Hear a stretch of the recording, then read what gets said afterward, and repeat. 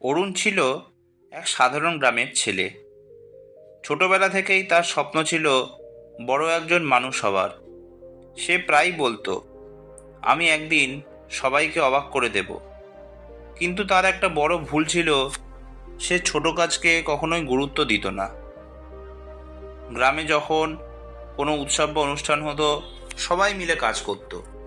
যেমন কেউ মঞ্চ সাজাতো, কেউ ফুল আনতো, কেউ দর্শকদের বসার ব্যবস্থা করত। অরুণ বলতো, এসব ছোট কাজ আমার নয়, আমি বড় কাজ করব। তাই সে অলসভাবে দাঁড়িয়ে থাকতো আর অন্যরা কাজ শেষ করত। একদিন গ্রামে বড় এক সামাজিক অনুষ্ঠান হলো। একজন বিশিষ্ট অতিথিকে আসার কথা ছিল। গ্রামবাসী সবাই মিলে প্রস্তুতি নিল। অরুণ আবারও ছোট কাজগুলোকে অবজ্ঞা করলো। সে বলল, আমি অতিথির সামনে বক্তৃতা দেব, এতে আমার মর্যাদা বাড়বে। কিন্তু সেই দিন হঠাৎ এক সমস্যা দেখা দিল।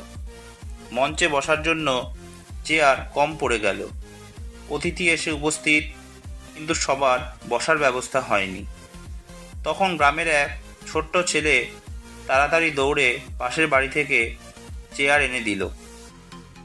পুরো অনুষ্ঠান বাঁচল সেই ছোট ছেলেটির কারণে।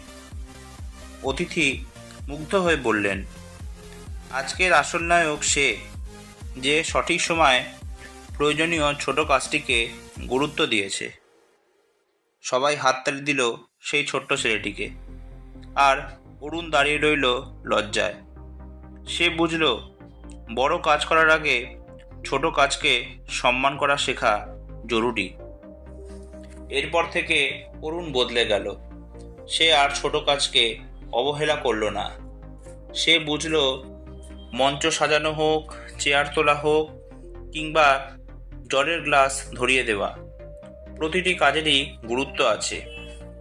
ধীরে ধীরে সবাই তার আন্তরিকতা লক্ষ্য করল এবং একদিন সে সত্যি বড় নেতা হয়ে উঠল। এই গল্প আমাদের এই শিক্ষাই দেয় যে মহত্ব কখনো হঠাৎ আসে না। বড় হওয়ার স্বপ্ন সত্যি করতে হলে ছোট কাজকেও সম্মান দিতে হয়। ক্ষুদ্র কাজকে যদি অবহেলা করা হয়, তাহলে বড় সুযোগ হাতছাড়া হয়ে যায়। কারণ ছোট কাজগুলোই বড় সাফল্যের সিঁড়ি। আজকের ভিডিওটি এই পর্যন্তই। গল্পটি ভালো লাগলে প্লিজ ভিডিওটি লাইক, শেয়ার আর চ্যানেলটি সাবস্ক্রাইব করতে ভুলবেন না। আরও এরকম নতুন গল্প নিয়ে আমি আপনাদের সামনে উপস্থিত হব। ধন্যবাদ।